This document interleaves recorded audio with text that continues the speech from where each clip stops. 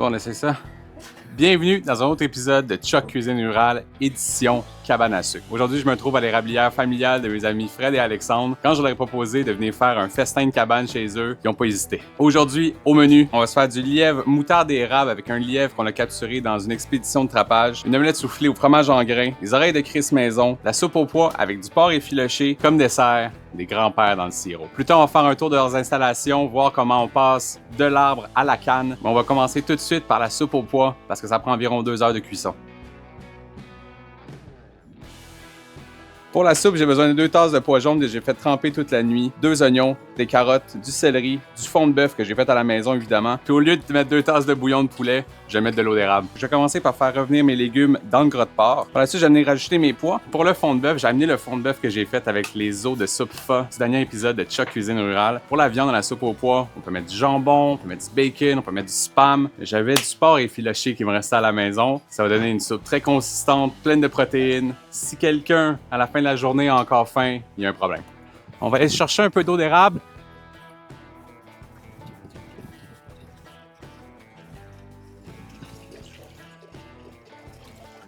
Là, on va aller mettre ça dans la soupe parce qu'il faut que je parte mon dîner. Parce que ça fait 40 minutes qu'on gosse après les micros. Donc, je vais y mettre mon eau d'érable, mes pois jaunes. On met le couvercle, on laisse ça mijoter un petit 2 heures. La soupe est partie, c'est ce qui prend le plus de temps. Donc là, on va passer au lièvre, moutarde et érable. Donc, je vais venir le couper aux 2 extrémités. Si vous avez déjà entendu parler du rable de lapin, c'est vraiment la partie centrale du lapin qu'on vient désosser. Souvent, on va venir le rouler autour de fromage, d'épinards. Mais là, aujourd'hui, ça va juste nous faire des beaux morceaux de lièvre. Les cuisses et les pattes, je les ai séparés au centre. On se retrouve avec 5 beaux morceaux de lièvre qui s'en vont dans la marmite. Je vais commencer par faire cuire mon bacon pour pouvoir extraire le gras. Je vais enlever mon bacon puis je vais juste faire colorer les morceaux de lièvre.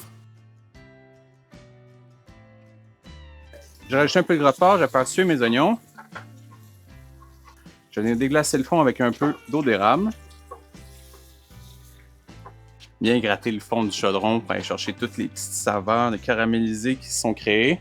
Et là, je vais rajouter champignons, bacon, mes morceaux de lièvre. Je vais y mettre ma moutarde de Dijon. Ça fonctionnerait aussi avec de la moutarde à l'ancienne. J'en avais pas à la maison. La crème 15%. Un peu de sirop d'érable.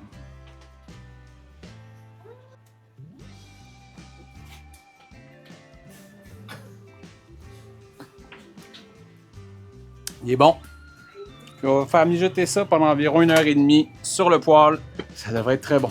Ça devrait être très, très, très bon.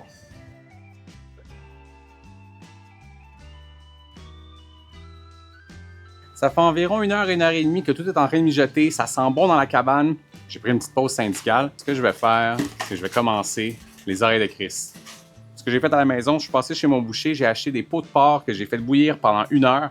Par la suite, je les ai coupés en petites tranches puis je les ai mis au four pendant 55 minutes pour venir les assécher un peu. Ici, ce qu'il me reste à faire, c'est faire chauffer mon huile et faire frire un peu. On devrait avoir des super belles oreilles de Chris. Donc, je vais monter mon huile à environ 350-375.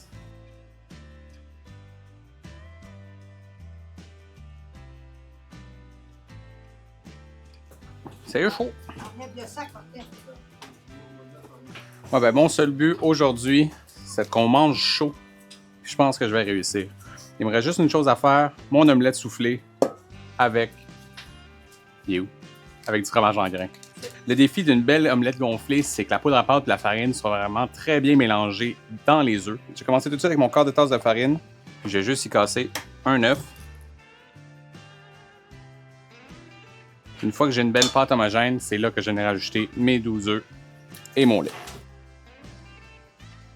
Là maintenant, il faut que je sorte la grosse Bertha. Je vais la faire préchauffer un peu sur le poêle ici. Je vais venir y mettre un peu de gras de porc. Je viens déposer mon mélange d'œufs généreusement sur le fromage en grains.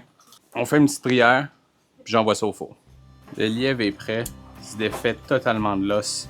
Mais ce lièvre est une tendreté, là. Ouais, ça va être chaud sur un moyen temps.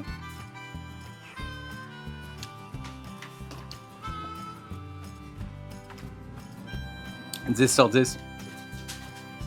Finalement, le poêle était un peu chaud, donc mon omelette, elle a cuit vite, mais ça devrait être excellent. Puis là, on passe à la table.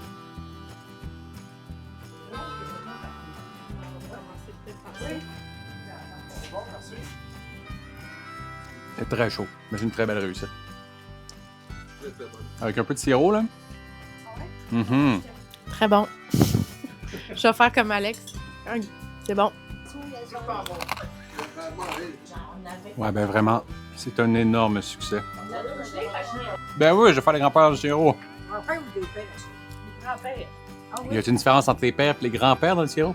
OK, on est pas mal toutes proches du food coma. C'était vraiment excellent, mais que serait une sortie à la cabane à sucre sans grand-père dans le sirop? 3 tasses de farine puis une demi-tasse de beurre fondu, 2 cuillères à soupe de levure puis 1 tasse et demie de lait. Je vais faire des boules avec une cuillère puis on va faire ça pocher pendant 10 à 12 minutes dans du sirop puis un peu d'eau d'érable. Comme ça, juste la moitié.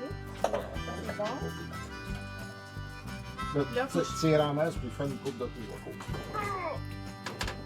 Bon, si vous avez déjà écouté mes anciennes vidéos, vous savez que moi, de la pâtisserie, c'est pas mon fort. Écoute, j'ai suivi une recette, j'ai déjà fait cette recette-là à la maison, mais là, en ce moment, c'est correct, mais ma pâte se défait, ça va faire de la pâte dans le sirop. Mais sinon, en backup, on a reçu des biscuits aux œufs Cadbury. La magie du cinéma. Voilà.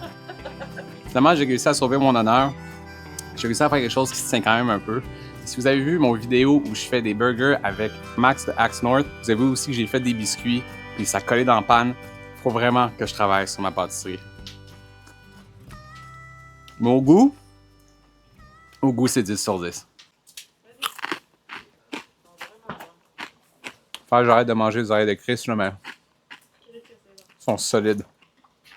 Je laisse un peu le sucre descendre, mais là, 3 jours, je suis venu faire du sirop d'érable à la cabane ici, où je propose un cours 101 de fabrication de sirop. Pour faire du sirop en 2026, c'est rendu beaucoup plus simple. Les gants taillent les armes, c'est pris directement en charge par des systèmes tubulaires. Tout ça est tiré par une pompe électrique. Ça se ramasse dans des gros barils. 1200 entailles. Avant, c'était avec des chevaux, mais maintenant, on fait 104 roues. Certains rabières avec les tuyaux s'en vont directement à l'érablière, mais si on doit la venir la ramasser, je vis ma meilleure vie en ce moment. Une fois que les barils sont pleins, on passe avec le 4 roues. On vient siphonner l'eau des barils jusque dans la cuve. Pour terminer, on reprend l'eau des barils, on la transfère dans un gros réservoir, puis par la suite, ça s'en va dans la cabane. Ça a l'air d'un professionnel.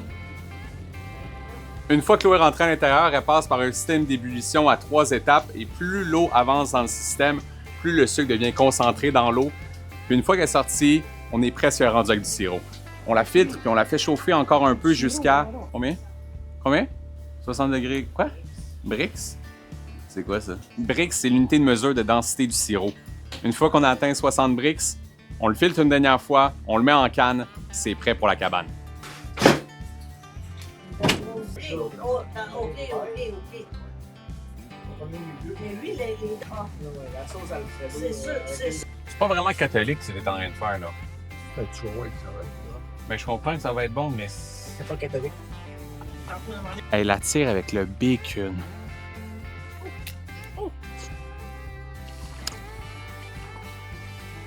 J'ai mal au cœur. Ah, c'est mon 4e bâton de tir, il faut que j'arrête, je suis plus capable. Non, c'est juste le 2e avec le bacon. C'était Chuck Cuisine Rurale, édition Cabane à sucre. J'espère que vous allez apprécier. Je vous arrive avec d'autres vidéos. Mais d'ici là, abonnez-vous, ça va me faire plaisir, ça va faire grandir la chaîne. Et on se dit à la prochaine, mes aventuriers. On va en chercher un autre, Marie. La vaisselle, on peut juste la faire demain, s'il te plaît, chérie. Je suis tanné, là.